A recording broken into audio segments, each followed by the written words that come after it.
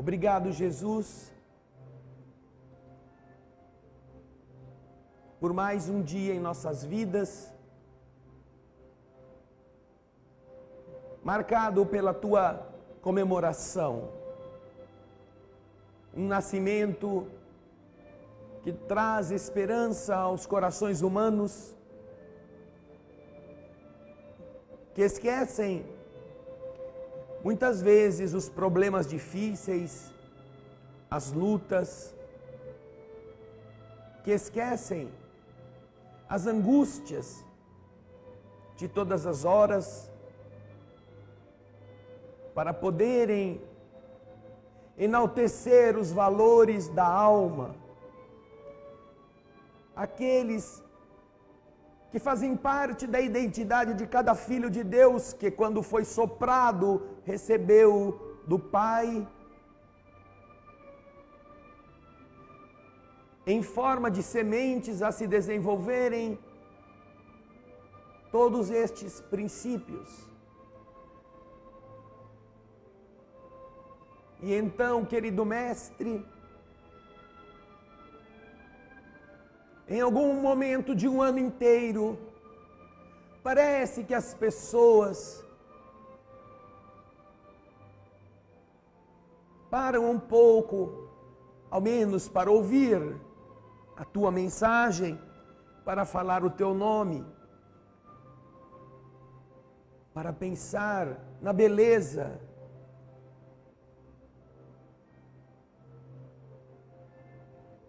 para reunir-se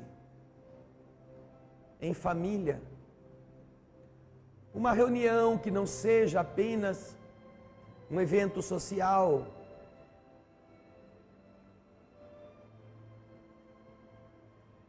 nós te agradecemos, porque mesmo quando as pessoas apenas se preocupam em comer, ainda assim procuram fazer uma coisa bonita, uma coisa boa, agradável, uma coisa diferente. É isto que para nós significa a tua vinda ao mundo, Senhor. Uma coisa diferente, do nascimento à desencarnação, do chegar ao mundo despossuído de qualquer consideração, de viver na pobreza, no anonimato, do crescer sem escola, sem médico, entre a cozinha pobre e humilde de Maria e a carpintaria de José. E então a exuberância do amor que multiplica a esperança na vida, para entregar a própria vida, como um sinal da coragem do bem, coragem que nós queremos um dia desenvolver, um dia ser igual. Por isso cantaremos do fundo do coração, para que a gente um dia possa ser assim. Almas do céu, ouvi o doce canto do fundo do coração, com calor repleto de perfume e flor, como se fosse um só imenso jardim.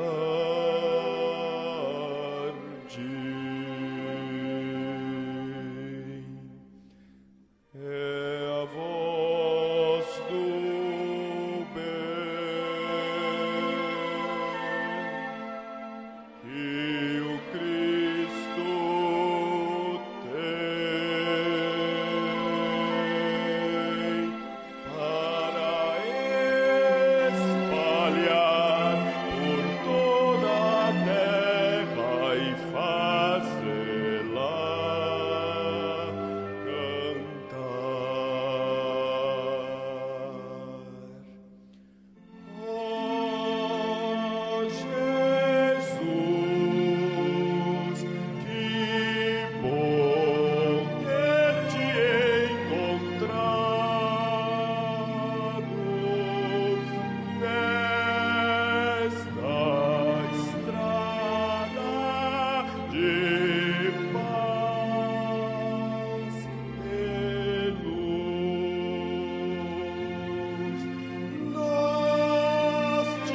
agradecemos e assim queremos te espalhar, te dividir com quem não sabe sorrir. A quem ficou na solidão, deixa eu estender a tua mão. A quem precisa te encontrar, deixe ajudá-lo a te achar. Ó meu Senhor, me ensina o amor, quero servir.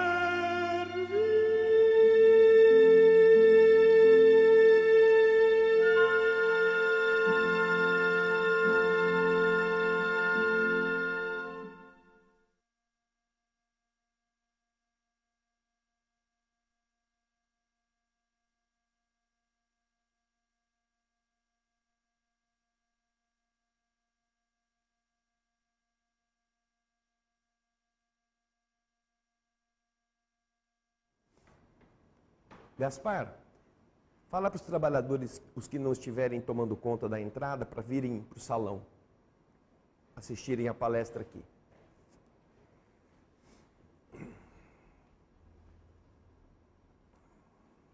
Nós ficamos muito felizes em ter cada um de vocês em nossa casa hoje, e mais felizes ainda porque a força do Natal é tão poderosa, é tão profunda, que também todos ficam curados. Não aparece ninguém. Vocês vão se sentar aqui na frente. Vem, João. Tirando a Elaine, que vai tampar o... Isso. Senta aí, João, com a sua bengalinha.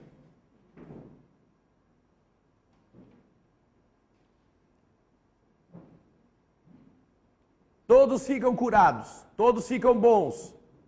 Ninguém precisa de cirurgia espiritual, de tratamento. O que é um efeito desse nosso momento de beleza, quando reunidos em nome do Senhor, podemos entender a saúde de um outro jeito, entendê-la como algo que se edifica, se constrói, baseando-se em valores de felicidade, de otimismo, de doação. Não quer dizer com isto que aqueles que vieram hoje à cirurgia espiritual do Natal, na nossa segunda-feira à tarde, estejam numa situação bastante penosa e que nós ficamos felizes com a sua doença. Não. Sabemos que, olhando para vocês, os que estiveram aqui, não só como trabalhadores, mas aqueles que vieram para a nossa reunião de hoje, vocês vieram em busca de um outro tipo de cirurgia. Não aquele que faz os tecidos funcionarem melhor, mas aquele que nos coloca em sintonia com a esperança, com o estado positivo da vida. E para nós, isto é uma coisa que nos faz também muito felizes, já que as pessoas, pelo menos as que estão aqui, vieram por amor a algo espiritual, não por uma necessidade, como se escravizados pela dor precisassem ir atrás de uma forma de diminuí-la. Por isso, nosso encontro desta tarde e a mesma coisa se dá com aqueles que nos assistem através da TV Alvorada Espírita, porque certamente esses que estão conectados com a transmissão estão buscando também essa mesma vibração amorosa numa época em que faz tanta falta. Nós podemos nos sentir unidos em uma família, algo que poderia ser comparado, quem sabe, à reunião dos cristãos antigos na Roma primitiva, quando não podiam exercer a sua crença à luz do dia, então se metiam nos buracos, onde se enterravam os mortos, nas chamadas catacumbas, e lá realizavam a sua fé, seus cânticos. Mas é interessante saber que não foi esta decisão tomada por uma ligação com os cadáveres, ou por uma predileção por lugares dessa natureza. Não, os cristãos se viram levados a fazer isto, porque quando o cristianismo tornou-se muito mais popular na Roma antiga, uma determinação de um dos imperadores proibiu que se realizassem reuniões públicas, porque os cristãos se reuniam nas casas, nos pequenos burgos onde moravam, e lá faziam suas reuniões, falavam de Jesus, trocavam os escritos primitivos que recebiam do Oriente. Mas isto acabou gerando um temor de descontrole por parte do governo central de Roma. Para ludibriar este impulso religioso, baixou-se um chamado edito ou édito, que era uma determinação do imperador, proibindo todo tipo de reunião, sem especificar a que se destinava, qual a sua causa, e abrindo uma única exceção. Os romanos traziam do seu histórico um culto aos seus antepassados. Os membros da família que iam morrendo se tornavam deuses daquela família. E as pessoas daquela família tinham que lhes prestar, pela tradição religiosa romana, tinha que lhes prestar homenagem, fazer oferendas dentro da família ou no lugar onde elas estavam sepultadas. Portanto, já nesta época, as corporações funerárias existiam em Roma. E elas então tinham funções específicas de realizar sepultamentos, orações, aquelas coisas naturais que os romanos cultuavam e que se fazia indispensável. Você não podia deixar exposto o cadáver ao sabor dos ventos. A única congregação ou o único tipo de reunião que não se proibiu foi o das cooperativas, das corporações funerárias, que obviamente, para realizar a sua tarefa, precisava reunir-se. Morria alguém, os entes queridos daquele ser iam prestar-lhe homenagem. E esta homenagem era da tradição romana. E como em Roma, já desde muito antes, os sepultamentos se faziam no subterrâneo, nas chamadas catacumbas, esta foi a única saída para que os cristãos pudessem também se unir. Com a desculpa de irem sepultar entes queridos, estavam reunidos, na verdade, para comungarem da fé, no único lugar em que a reunião não era crime. Não era crime. Então nós imaginamos como deve ter sido muito complicado para aqueles que acreditavam, e graças a essa complicação, eles se uniam ainda mais. A força do cristianismo primitivo nasce exatamente dos obstáculos que ele tinha que enfrentar. E de uma certa forma, até hoje esta regra continua. Nós geralmente nos acercamos de Deus dependendo do obstáculo que tenhamos que enfrentar.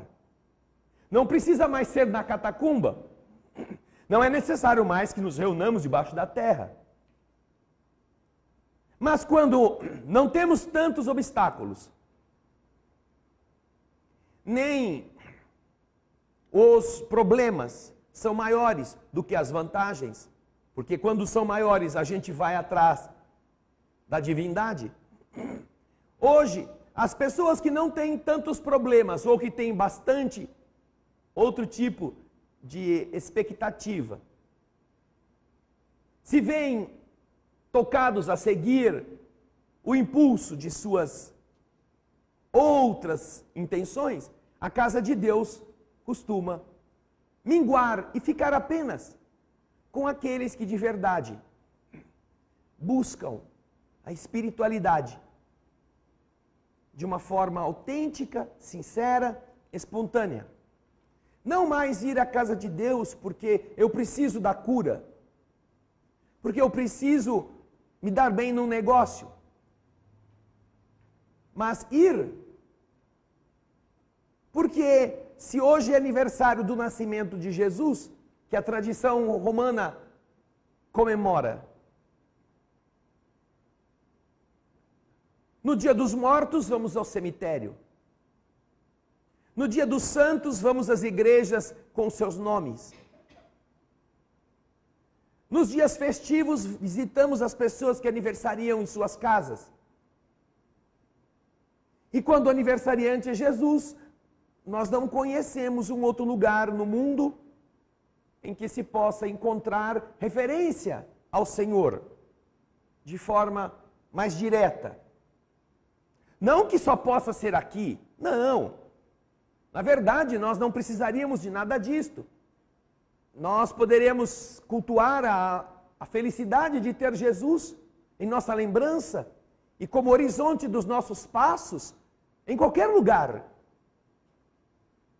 No entanto, como nós fazemos parte de uma tarefa espiritual na terra, como são todas as outras religiões igualmente, a referência a essa exemplificação luminosa costuma atrair pessoas que queiram buscá-la. E então a nossa instituição, que modestamente tenta aprender com os ensinamentos do Divino Amigo, fica muito feliz quando observamos que de verdade outros motivos nos trouxeram aqui. Não foi a perna que dói, o pulmão que não respira bem, não foi uma situação de dor orgânica, ainda que ela exista. Porque de verdade, a homenagem que nós poderemos hoje realizar em nossos espíritos não é aquele que vai nos curar de um mal físico para que a gente continue depois sem ele, fazendo as mesmas coisas que fazíamos antes. Mas é a homenagem àquele que vai nos ensinar a não ficarmos doentes, novamente.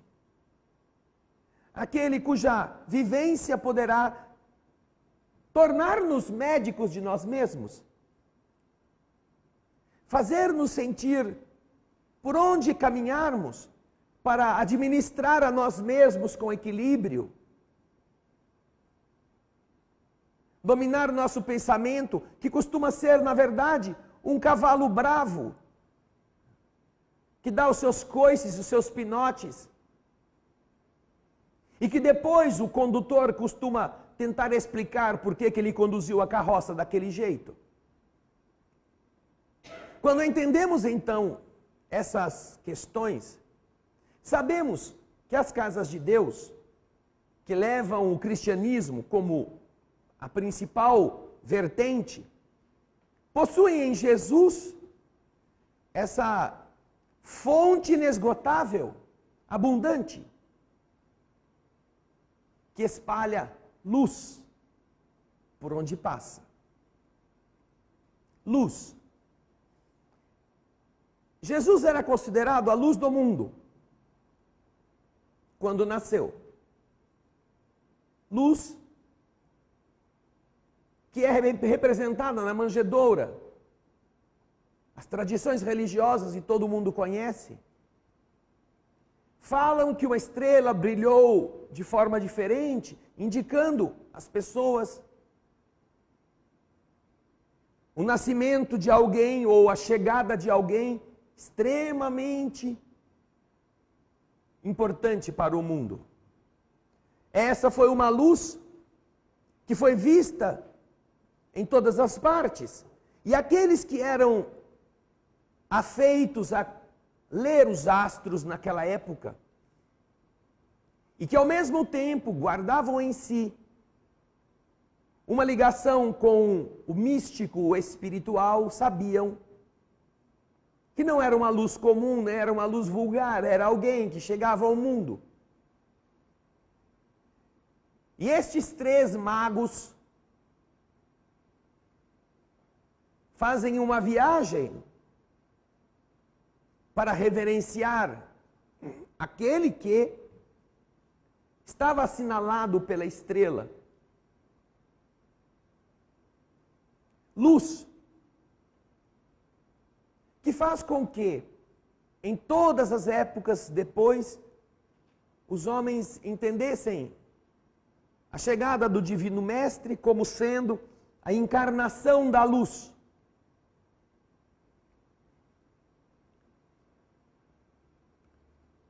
Esta que é a expressão mais comum, é seguida de outras, como o sol da verdade. Jesus também era chamado de o sol da verdade. Luz do mundo. Atribuindo ao sol, então, essa conexão de manter aquecido, de manter luminoso, de dar esperança aos povos que dependiam tanto, não de seus aparatos tecnológicos, como hoje acontece, mas dependiam tanto das coisas da natureza para estarem vivos. E é interessante,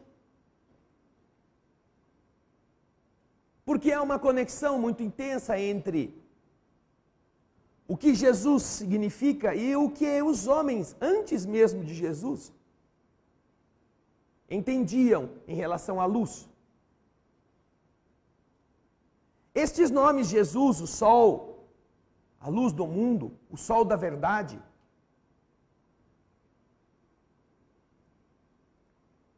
estes nomes são conceitos retirados dos pagãos.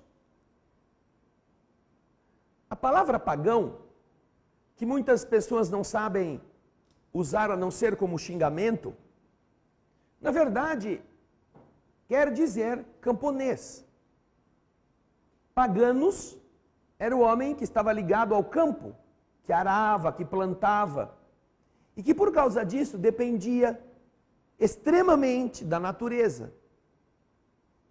E por causa da dependência da natureza, os pagãos realizavam inúmeros rituais, tinham inúmeras reverências ligadas às questões da natureza. Porque para colher a semente que plantaram, precisavam das condições atmosféricas adequadas. E como não havia um entendimento deste funcionamento perfeito, eles atribuíam àquela época essas realidades da natureza a deuses. Os deuses eram chamados para explicar a chuva, o calor, o frio, o trovão, tudo aquilo que os homens não eram capazes de fazer por si mesmos. Eles diziam que eram deuses que faziam. E os pagãos, assim chamados como camponeses, eles tinham uma dependência muito grande em relação a essa natureza. Nós não sabemos avaliar profundamente, porque nós vivemos num hemisfério, na parte de baixo do nosso hemisfério terreno, onde as condições atmosféricas, sobretudo de inverno, em nossa região, mesmo no sul do Brasil, não são tão intensas como são nas regiões do hemisfério norte. O hemisfério norte, nesse momento, boa parte da Europa e dos Estados Unidos está coberta de gelo. As pessoas precisam tirar a neve da calçada para sair de casa. E isto é assim há muito tempo. Então, este é um período em que o sol fica cada vez mais fraco no horizonte. Como a Terra tem a forma esférica, acontece que o sol bate de forma diferente. A intensidade que ele incide sobre a crosta da Terra é diferente. Na linha do Equador, o sol bate direto, a pino. Então, é o momento mais quente, é o lugar mais aquecido, porque os raios solares incidem direto, frontalmente à Terra. Mas como a Terra é esférica, quanto mais as curvaturas vão se acentuando, mais a inclinação dos raios solares vai fazendo eles se tornarem fracos. Eles vão ficando mais fracos. Nós temos aqui no Brasil, por exemplo, a linha do Equador passando ali no Nordeste, Recife, aquela região mais para Maranhão, eles estão bem na linha equatorial. Você sabe que lá é muito quente. E no mesmo dia, se você for para Porto Alegre, a diferença de temperatura é muito grande. Porque os raios solares que incidem em Porto Alegre não incidem diretamente sobre a Terra, eles incidem de maneira inclinada. Então, dependendo do nível, da altura em que as linhas civilizatórias se encontravam em relação ao Equador, o calor e o frio eram diferentes em cada época do ano.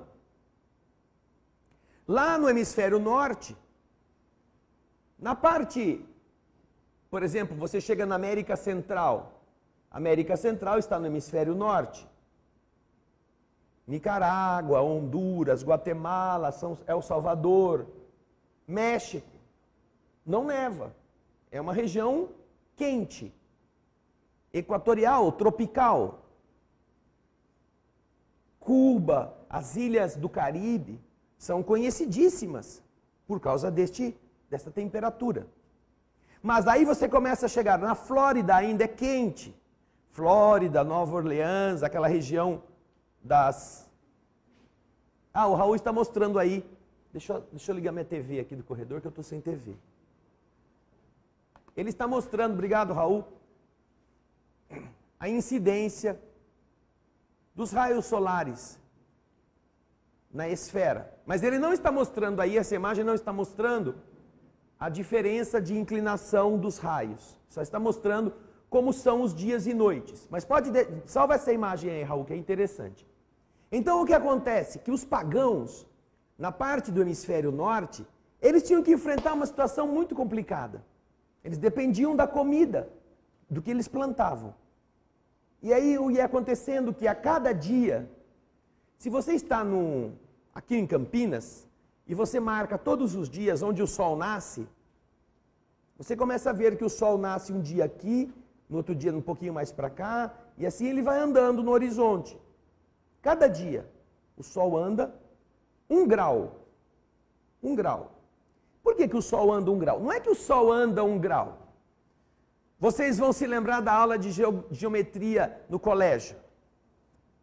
Quantos graus tem um círculo? Um círculo tem 360 graus, não é mesmo? Raul, bota de novo a imagem que você colocou para mim, por favor. Um círculo tem 360 graus. A Terra gira em torno do Sol, não é mesmo? Como o Raul já colocou para vocês, vocês vão ver a imagem aí. A Terra, ao girar em torno do Sol, ela desenvolve uma trajetória que parece um círculo, certo? Parece um círculo. Não é um círculo perfeito. Tanto que nós temos quantos dias no ano? 365. Numa circunferência normal, teríamos 360 graus, não é mesmo? É ou não é? Mas na circunferência que a Terra faz em volta do Sol, nós temos 365. São 5 números a mais do que nos graus de uma circunferência normal. Para indicar a você que o que a Terra gira, o trajeto da Terra em torno do Sol não é uma circunferência perfeita. Eles chamam de uma elipse, uma circunferência um pouquinho achatada. Mas a diferença é muito pequena, não é? Um círculo tem 360 graus. E a Terra gira em torno do Sol em 365 dias. Ou seja, a Terra anda girando em torno do centro, que é o Sol, 1 grau por dia, para dar os 360. É por isso que quando você vê o Sol nascendo, não é que o Sol andou, é que a Terra já andou mais um pouquinho, girando em torno do Sol. Ela foi mais um pouquinho. Ela está numa velocidade alta em torno do Sol. E no outro dia mais um pouquinho. Então o Sol que antes tinha nascido aqui, agora a Terra andou mais um pouquinho, ele já nasceu aqui. Vocês estão me olhando, não estão? Vocês estão vendo? Vai passar mais um dia, a Terra vai andar. Aí vocês vão ver o Sol nascendo aqui. Quem está aqui já está com dificuldade de me ver. Aí passa mais um dia, a Terra anda mais 1 grau. E aí, só uma parte me vê. Não é assim? E no outro semestre é o contrário. O Sol, a Terra já está do outro lado, não é? Porque primeiro a Terra está de um lado. Depois ela chega no período do equinócio, que é a metade do caminho, que é primavera e verão. E outono, aliás. Primavera e outono. Outono, acho que é. Aí a Terra começa a ir para o outro lado do Sol. E então, você começa, quem estava aqui, estava me vendo aqui, agora começa a me perder. E o Sol está nascendo, e quem está desse lado começa a ver mais intensamente o Sol. É muito bacana esse mecanismo. Só que os pagãos não tinham essa informação. Não sabiam que era um círculo, não sabiam que era 360 graus, que a Terra tinha 365 dias para dar uma volta em torno do Sol. Não sabiam. Eles apenas sabiam que cada vez que eles marcavam o dia que o Sol nascia, eles viam que o Sol ia andando. E em determinado momento, lá no hemisfério norte, e aqui também acontece isso, pela inclinação, o Raul vai mostrar a Terra inclinada. O eixo da Terra é inclinado, assim, ele não é retinho, ele é tortinho. E essa inclinação do eixo, ali, ó, tá vendo? Ó? O norte e o sul, ela se mantém. A Terra fica inclinada assim, nessa mesma posição em toda a volta do Sol. Então existem áreas que são mais iluminadas e outras ficam mais no escuro. O Sol, quanto mais, você está vendo, equinócio de primavera e equinócio de outono, vocês veem, a Terra está embaixo e lá em cima, com a mesma distância, o dia e a noite têm a mesma intensidade. É o chamado equinócio de outono, 23 de março, e equinócio de primavera e outono. Agora, o solstício, equinócio quer dizer noite igual, equinote, equinócio, vem do latim, mesma noite. Mesma noite é o mesmo dia e a mesma quantidade de tempo a noite ela tem em termos de hora. Volta lá, Raul. Deixa lá o trem. Não, tira esse cara feio daí. Toda hora que eu vou apontar eu vejo esse cara aí. Aí, isso aí. Então, ó. Agora, já aqui o solstício de inverno e o solstício de verão acontecem nos dois hemisférios. Em 21 de dezembro é solstício de verão no hemisfério sul e solstício de inverno no hemisfério norte. E a mesma coisa em 21 de junho. Aqui em junho é frio, nós estamos no inverno. É a noite mais longa e o dia mais curto. E no hemisfério norte é o solstício de verão. Lá começa o calor a ficar maior, em junho. Bom, essas noções eles não tinham. Eles só sabiam o seguinte: a noite ia ficando cada vez mais comprida e o dia cada vez mais curto. A noite cada vez mais comprida e o dia cada vez mais curto.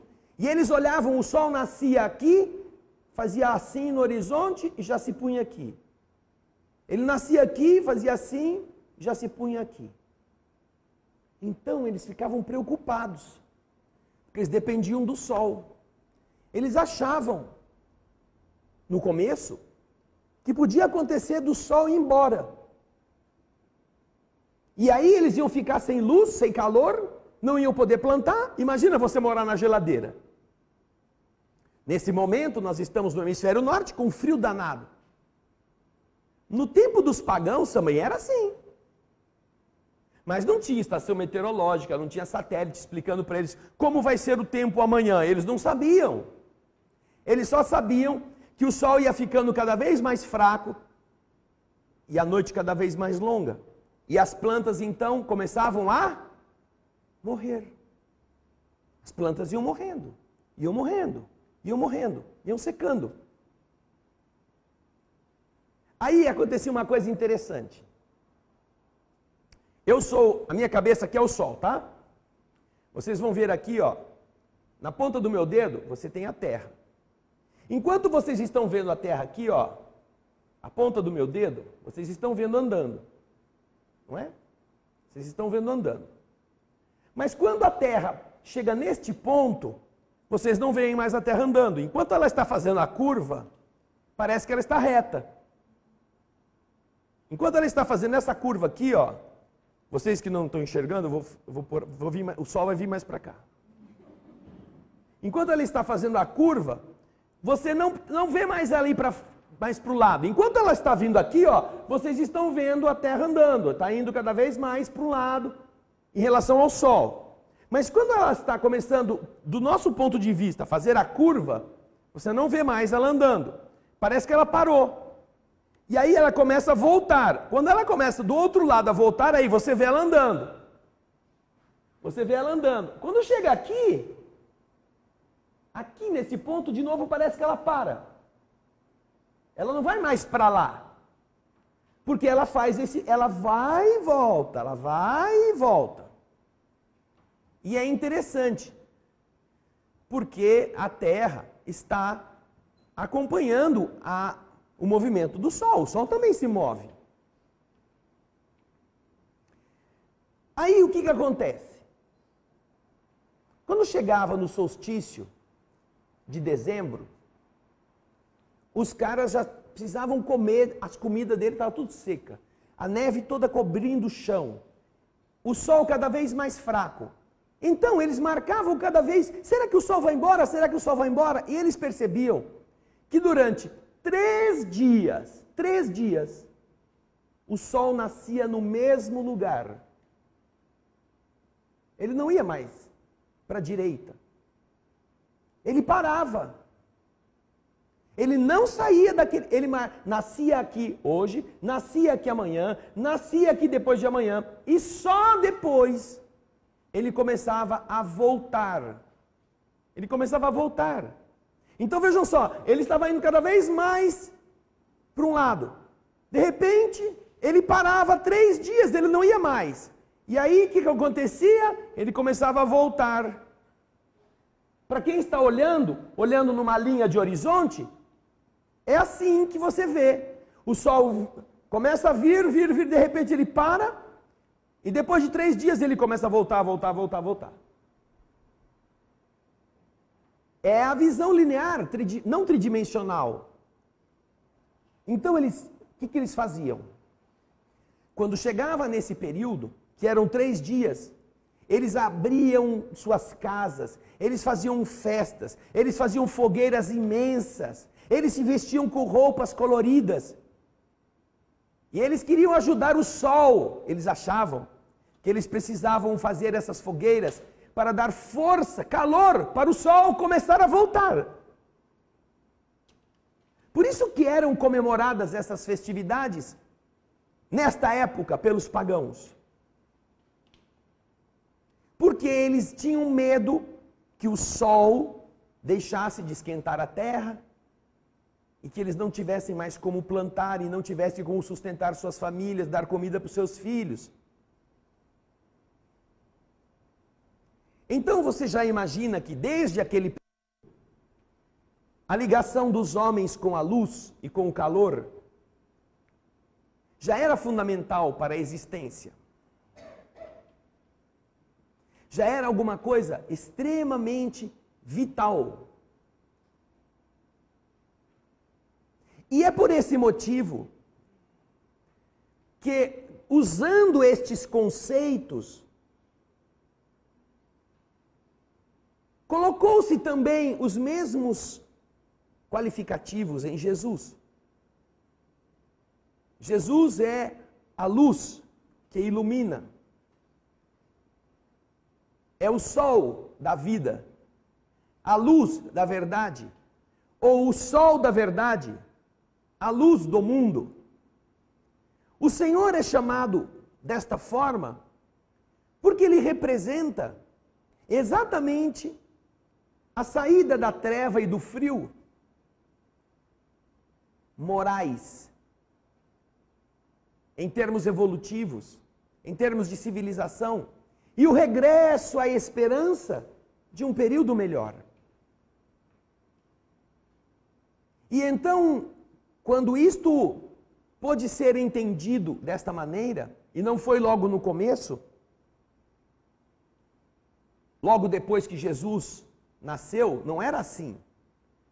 Isto foi uma maneira de se amplificar a importância do sentimento da verdade a respeito de Jesus e desta crença que os homens tinham na capacidade de também comemorarem o sol que volta, a luz que reergue as pessoas, que acaba com o frio, que derrete a neve, que umedece o solo e que faz as sementes brotarem na primavera. Da mesma forma,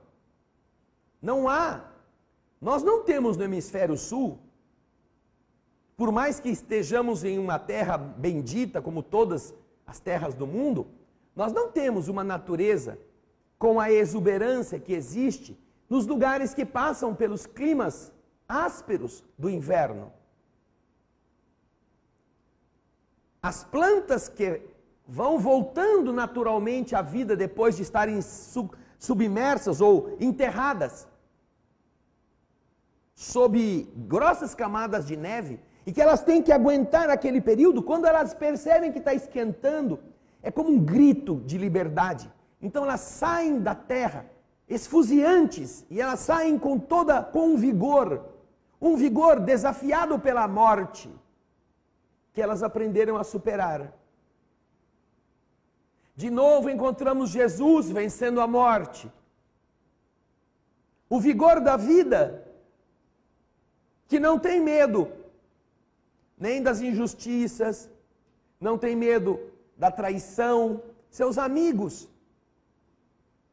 Não tem medo de ser preso, de ser supliciado.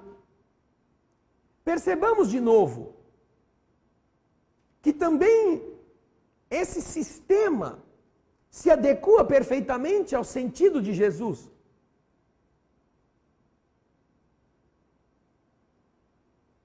Quando as pessoas podem entender que o suplício suportado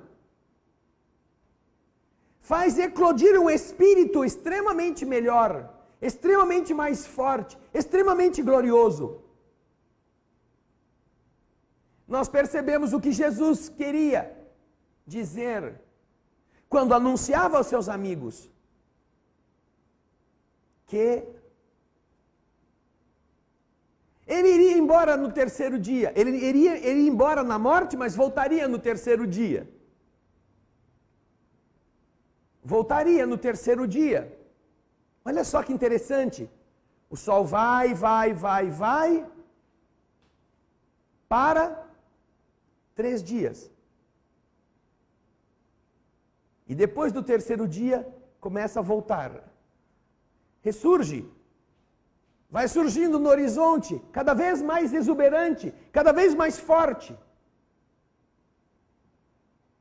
Então o Senhor faz esta referência, que os homens vão acabar com ele, mas no terceiro dia ele vai ressurgir. E é quase o inverno. Jesus é preso de noite, no escuro, à luz de tochas. Passa a madrugada sendo levado de um lado para outro, de um lado para outro, de um lado para outro. É a escuridão, é aquela dureza, é a maldade, é a falta de pessoas ao seu lado. Ele está sozinho. E então encontramos no Evangelho uma passagem que está escrito assim: quando a semente cai ao solo e se recusa a morrer, ela fica sozinha. Ela fica sozinha. Fica abafada, fica isolada, fica escondida. E se ela não morre, ela fica lá para sempre. Mas quando vem a primavera e a semente sente que a umidade volta, que tem mais calor à sua volta, ela morre. Ela diz: chegou a hora, agora eu vou morrer, para que eu possa produzir muitas outras sementes. E é o que diz o texto do Evangelho. Se recusando-se a morrer, a semente que caiu ao solo fica sozinha. Mas se ela aceita morrer, ela produz 30, 60, 100 outras sementes. Observemos, com olhos de gente interessada em compreender uma mensagem oculta por detrás daquilo que nós conhecemos hoje. Se não estamos sendo chamados a entender que também é da natureza humana passar por estes ciclos. E que todas as vezes que nós comemoramos o nascimento de Jesus, devemos nos lembrar de quanta luz nós estamos acendendo em nós. Você está fazendo as fogueiras necessárias para dar força a essa luz? De onde você também veio? Você está desejando que essa luminosidade se espalhe para aqueles que ainda dependem de você, dependem deste exemplo? Nós dependíamos do sol.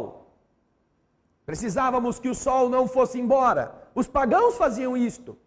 Ajudavam-se para dar ânimo a este astro. Como se dependesse da fogueira dos homens da terra para o sol estar aqui entre nós mais uma etapa. Não, não dependia. Mas a maneira pela qual nós líamos os fenômenos da atmosfera e da estratosfera, ou cósmicos, davam-nos a impressão, da mesma forma que nós não dependemos de Jesus, nem ele quis que dependêssemos. Ao contrário, ele mesmo disse: vós sois deuses, podeis fazer tudo o que faço, e muito mais, se tiverdes fé. Pensemos se a nossa ligação com o Natal não representa uma tentativa de usar Jesus como muleta. Para que, quando a gente reverencia Jesus, a gente fica de bem com Ele e pode continuar tão mal como a gente sempre foi. Quando de verdade a gente deve perguntar: quanta fogueira você está acendendo em você? Não é que o sol precise disto. Não é que Jesus precise do seu calor e da sua luz para ele não desanimar. Não, Jesus como sol não desanimam nunca. Mas quando você se acende, você se transforma em fonte. Você é aquele que aquece os outros. É aquele que dá esperança aos que não têm coragem de enfrentar os problemas. Você é uma pessoa que ainda não descobriu que é um pedaço de Deus.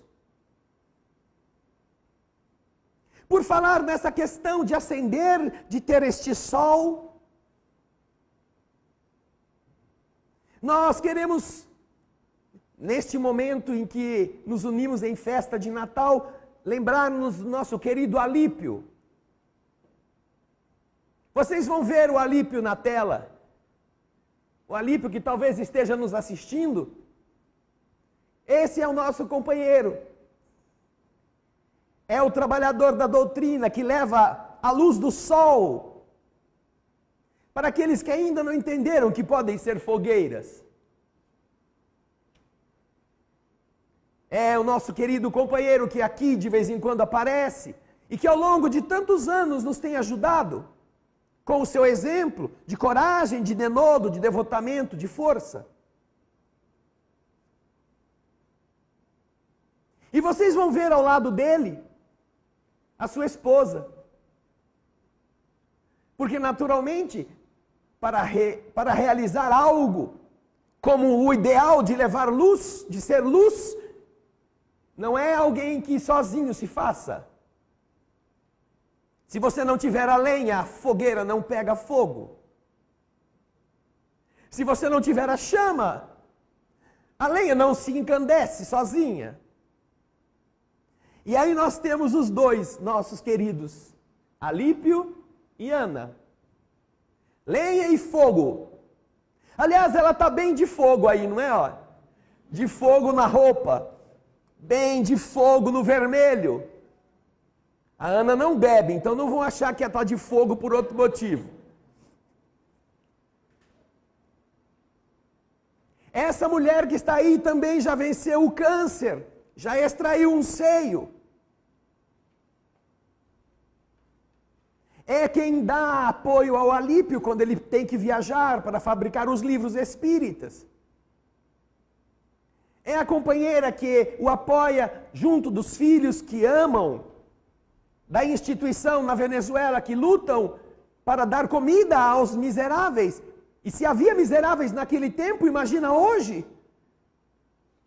E ainda assim, recentemente na festa de Natal, fizeram mais de 400 arepas. Arepas é como se fosse o nosso bauru, o nosso lanche. Que as pessoas que não têm o que comer vão à instituição receber de manhã leite quente e arepas para terem algum alimento quente por dia.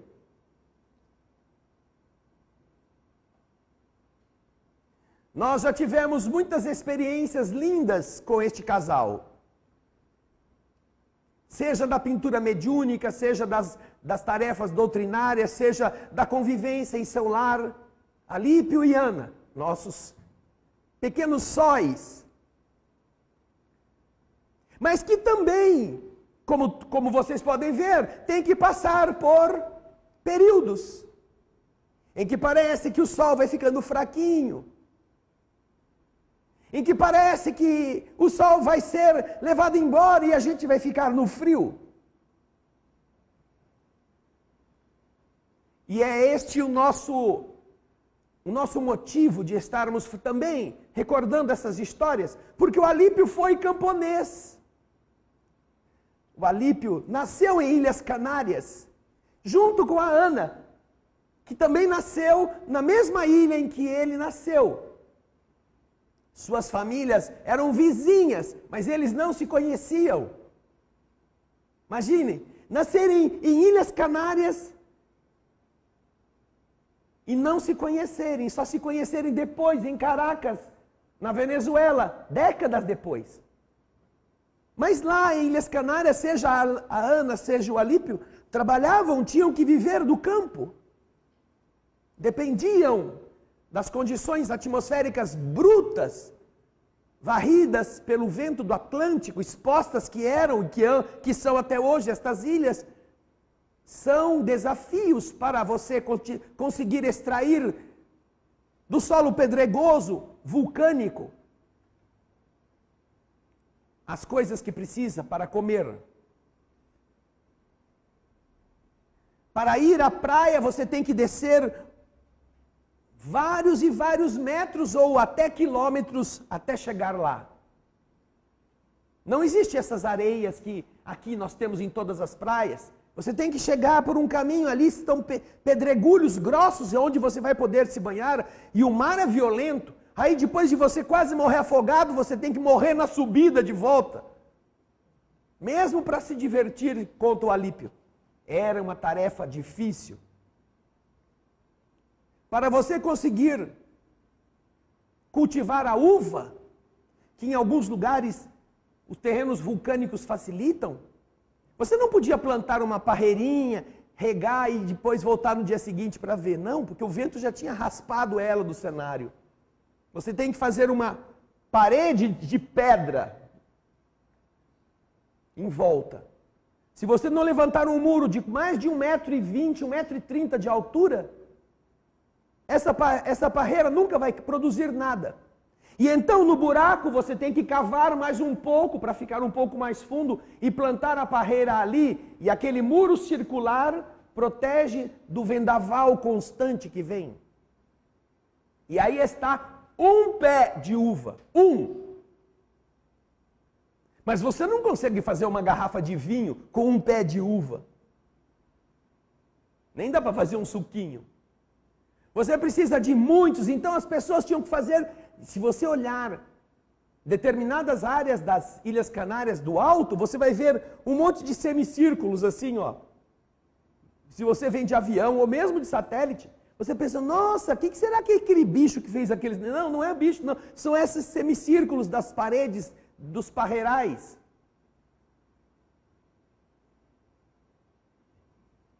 E lá você tinha que colher hoje para trocar com o seu vizinho. Aí estão. Raul colocou para a gente. Como são difíceis as condições de sobrevivência.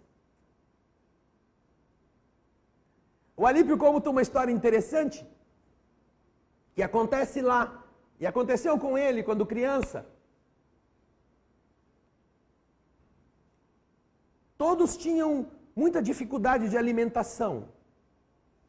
Então, eles pegavam os grãos, moíam e faziam uma pasta, uma farinha chamada gofio. Gofio. Que por si só não é gostoso. Mas é muito nutritivo. É uma farinhona que tem de tudo ali. Mas, para que você pudesse comer o gofio, imagina você pegar um monte de farinha assim, enfiar na boca e esperar aquilo dissolver com a sua saliva. Ou que você pega um pouquinho de água e faça aquela pasta assim, gosmenta, para comer aquilo. Então, algumas pessoas, para melhorar o gosto, o sabor aquelas coisas meio tostadas, meio amargas por causa do forno, colocavam mel. E assim dava para engolir, né? Então o Alípio conta que o pai levantava cedo e pegava o Alípio e iam para o campo. O levantar cedo não é o nosso cedo. É o cedo do camponês. O cedo do camponês não é o mesmo cedo do cidadão das cidades. É um cedo de 4 horas da manhã, ele está de pé. Aí ele tinha que andar carregando as tralhas até o lugar onde eles iam cavar, fazer as plantações. Quando chegavam lá, depois de 1h30 andando, naturalmente 4 já são 5h30. Aí começavam a cavar. E a fome ia aumentando. Olha o golfe aí, o Raul colocou a farinha para vocês terem uma ideia. Obrigado, Raul. A fome ia aumentando, e o Alípio contava. E eu morria de fome. Naquela época eu era um esganado. Eu não tinha fim, era um saco sem fundo. E aí chega, papá. E o Golfio? Queria comer, né? Tinham tomado um café pobre antes de sair, já havia caminhado tantos quilômetros até para chegar lá, já estavam suando, 6, 7 da manhã, já estão com fome. Aí o pai falava assim,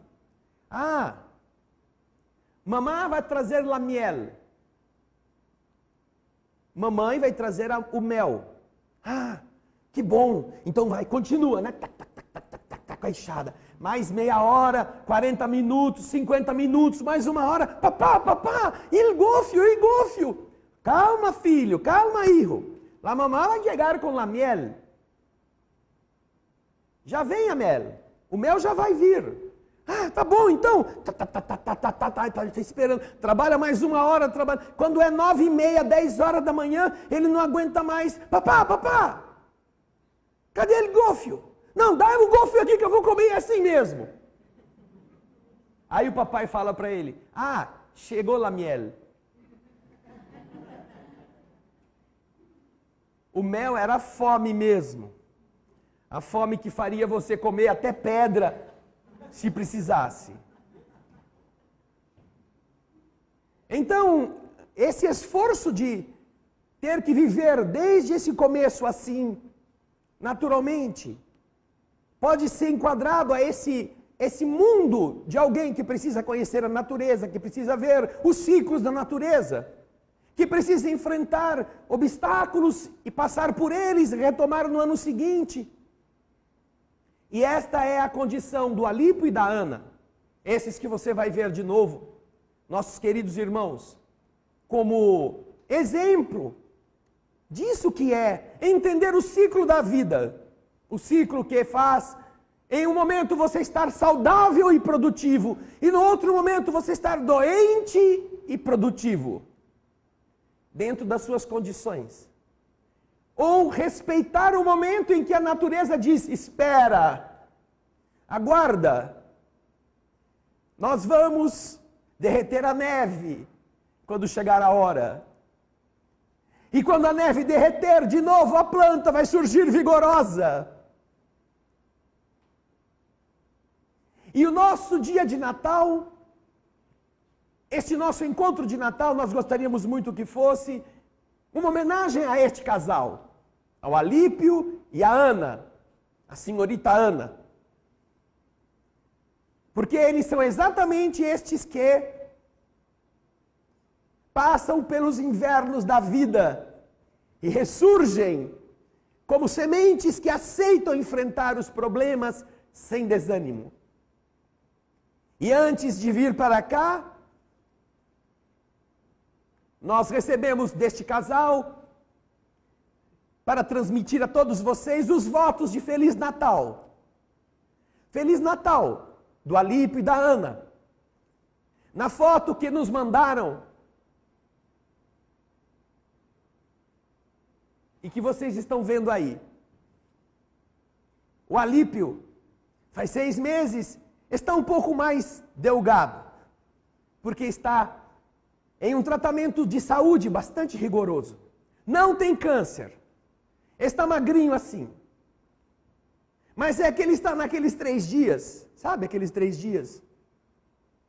Em que parece que o sol vai embora. Os 3 dias em que a sua companheira é o fogo. Ainda que ele se sinta pouca lenha. Mas é esse casal que nos mandou a foto dizendo Feliz Natal para vocês. Feliz Natal para não desanimar, para não se sentir menores do que a força divina que nos criou. Porque naturalmente fazem de tudo para que a terra continue a esquentar. Não que tenham medo de chegar a hora de ir embora. Não, não tem. Quem já enfrentou um leão cara a cara tantas vezes, não precisa ter medo de gato. Mas porque querem ser mensagem sem pedir. Mensagem de felicidade. Aos amigos desta casa, que também é deles. E a cada um de nós que pôde hoje vir aqui, não para pedir saúde, para si. Nós vamos pedir saúde para Alípio, para Ana. Vamos pedir que essas forças divinas possam fazer este sol, num mundo onde há tão pouco sol, sol do Espírito, continuar a iluminar a ignorância destes irmãos que vivem em países sem recursos do entendimento da doutrina espírita em língua espanhola. E que em todos estes anos ainda não surge alguém que possa, como um outro sol, fazer a mesma coisa, com o mesmo impulso, com a mesma generosidade deste casal. Por esse motivo nós vamos hoje. E vocês receberam uma folha de papel. Nós sempre cantamos aqui, nas quintas-feiras. E tinha muita gente que só vinha aqui porque a gente cantava essa música. Só vinha aqui porque achava que era o dia do show, o dia da festa. Não, então nós paramos de cantar na quinta-feira. E como hoje é Natal, eu disse, não, nós vamos cantar com o pessoal da segunda tarde que nunca cantou. Que não sabe nem como é a música. E então nós estamos fazendo com vocês, e vamos cantar para o Alípio e para a Ana especialmente, além de cantarmos para todos os mais de 1.200 que nos estão assistindo. A música é uma música muito bonita, e que ela é composta de várias etapas. Nós não temos a letra para vocês nos acompanharem aí em casa. Mas vocês vão ver a música e vão entender o que nós estaremos cantando.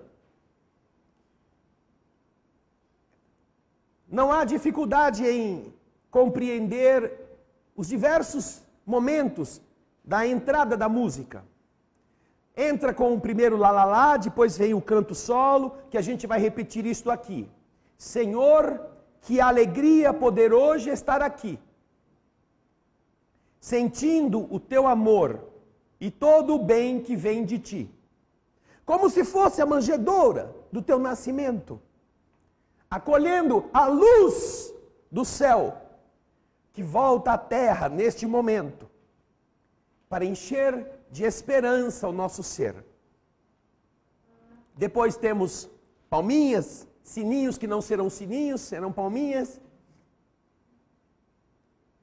Depois temos aquela que todo mundo conhece, ou melhor, ainda não.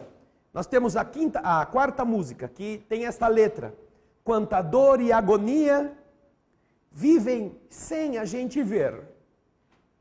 Há quem chora todo dia e quem pede para morrer. Já que a vida me sorriu, para aquele que caiu, deixa eu dar-lhes teu amor, ser um remédio à sua dor. Deixa eu ser tua lembrança, ser nesta noite a esperança. Depois sim vem a música que todo mundo conhece, que é Noite Feliz. E ao final nós temos a parte do encerramento, em que todos nós vamos colocar a goela para funcionar bem funcionada. Porque nós vamos enviar isto, não só para o Alípio e para a Ana, para quem nós estaremos cantando, mas para todas as pessoas que a gente ama, para todas as pessoas que não nos conhecem, para todas as pessoas que não têm o Natal, para todas as pessoas que estão sofrendo, para todos os que não gostam de nós, para todos os que governam os povos.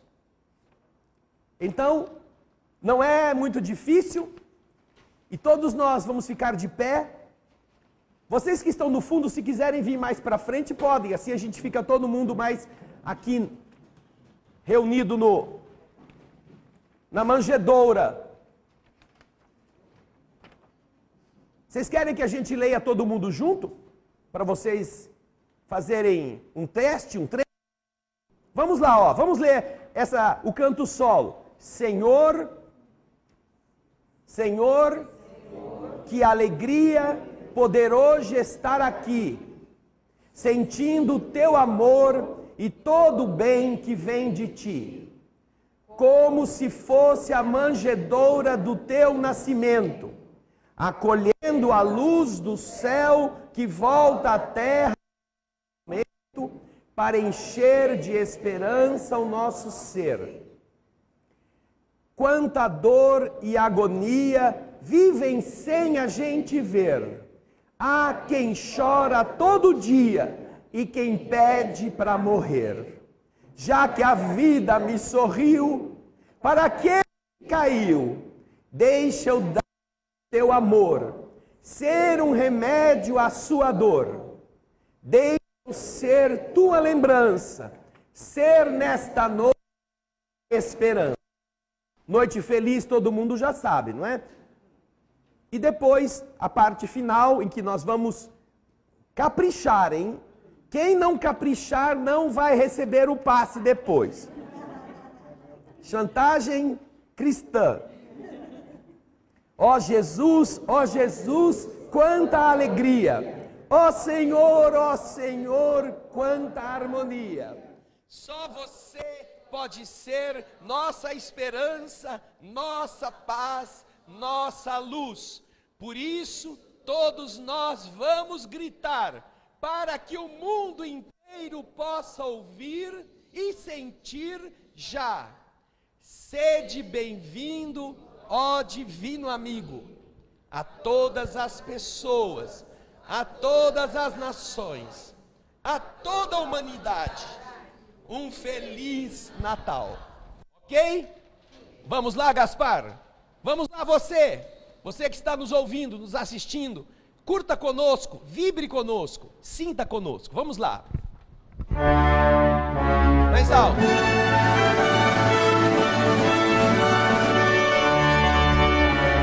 Eu vou dar o sinal quando a gente for entrar. A primeira música é Lá Lá Lá de gente grande. Gente grande, fazendo Lá Lá Lá. Atenção. La la la la la la la la la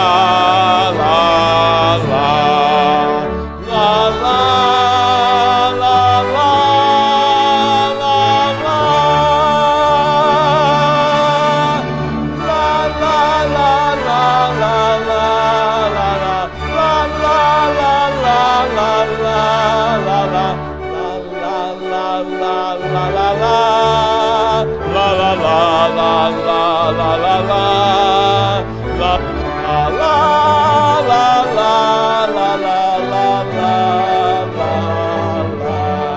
Agora lá lá lá de criança de novo. Bem de criança.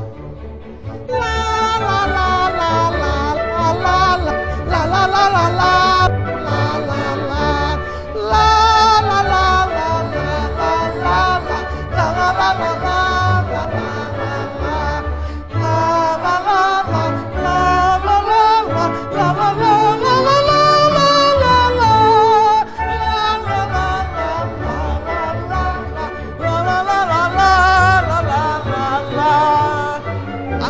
agora. Senhor, que alegria poder hoje estar aqui, sentindo teu amor e todo o bem que vem de ti, como se fosse a manjedoura do teu nascimento, acolhendo a luz do céu que volta à terra neste momento, para encher de esperança o nosso ser. Palminhas agora.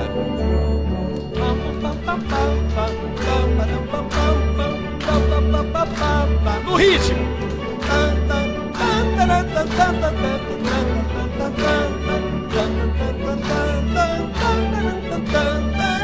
Atenção! Atenção, cessando a palminha. Quanta dor agora? Quanta dor e agonia vivem sem a gente ver. Há quem chora todo dia e quem pede pra morrer. Já que a vida me sorriu para aquele que caiu, deixa eu dar-lhes teu amor, ser um remédio à sua dor.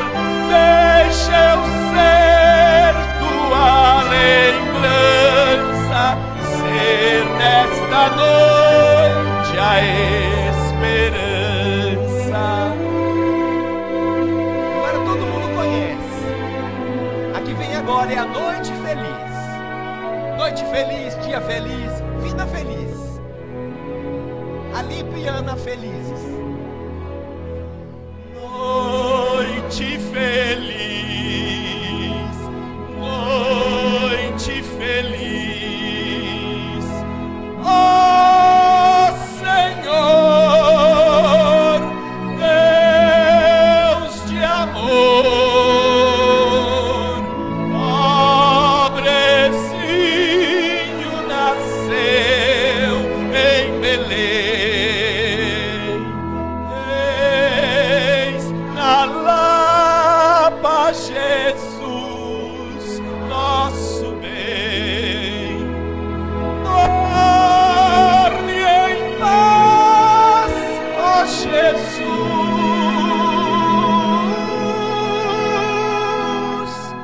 Dorme em paz, ó Jesus.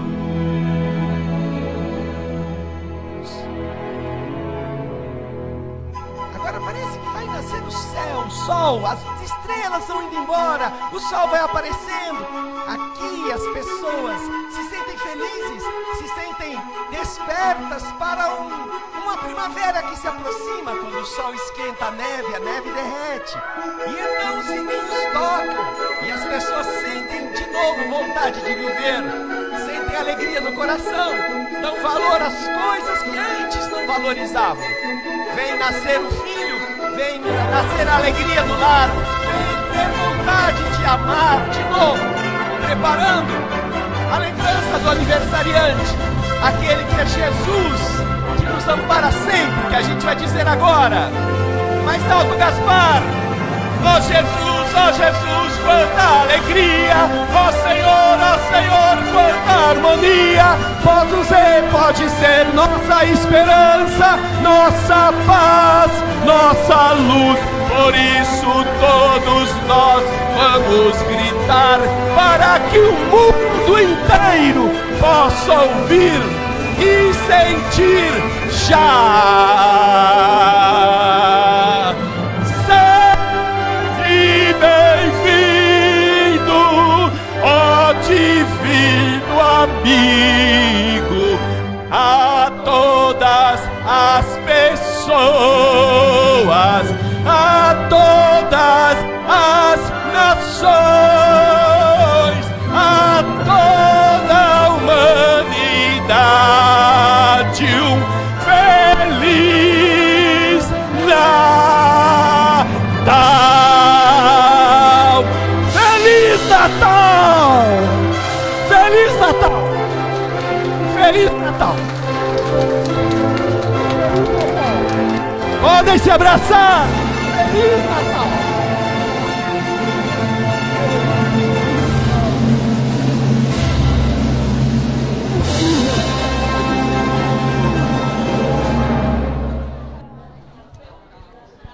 Feliz Natal! Natal, André! Feliz Natal!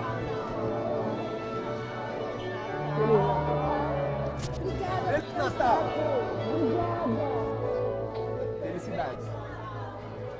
Feliz Natal, Zé!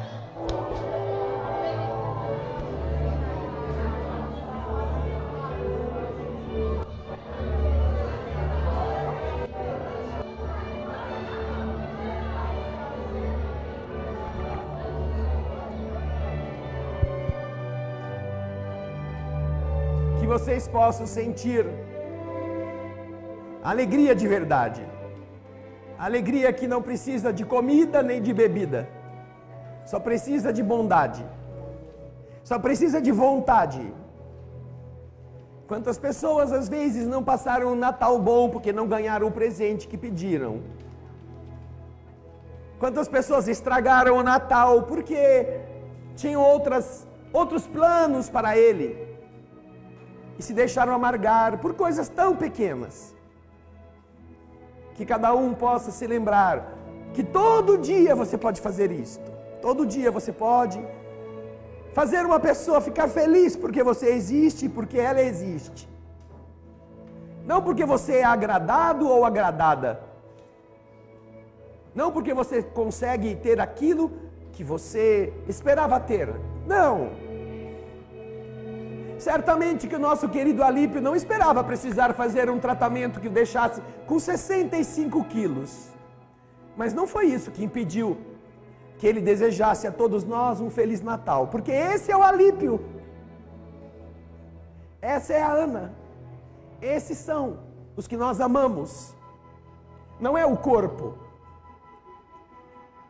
É o que eles são. Como espíritos. Sol, luz, para aqueles rincões distantes, para os miseráveis indígenas, para aqueles que não têm o que comer, aqueles que passam a noite na rua. São sóis que cada um de nós pode ser também. Então, você que está em casa, você pode também multiplicar isto. Você pode se sentir membro desta família humana. E ao invés de ter motivos para reclamar, de xingar políticos, de falar mal de pessoas que não dão bons exemplos, vamos nos lembrar do bom exemplo que deu Jesus. É suficiente. É suficiente para que você decida ser luz. Mesmo quando muitos prefiram ser treva. É você que escolhe quem você quer ser.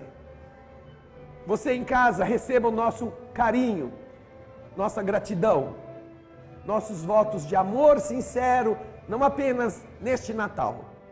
E agora nós vamos continuar aqui a nossa atividade, o nosso término do tratamento. E aí você que está conectado conosco para fazer o tratamento do corpo e da alma, prepare-se, repouse por algum tempo, abra seu coração e quem sabe, não vai ser Jesus que vai pôr a mão na sua cabeça, como ele fazia com tanta gente miserável, tantas mães com filhos no colo, sem condições de ter saúde comprada, e encontravam Jesus com a saúde doada. Então são esses os votos que a TV Alvorada Espírita, que a Sociedade Bezerra de Menezes faz a todos vocês. Que vocês sejam Jesuses iluminando o mundo todos os dias. Muita paz.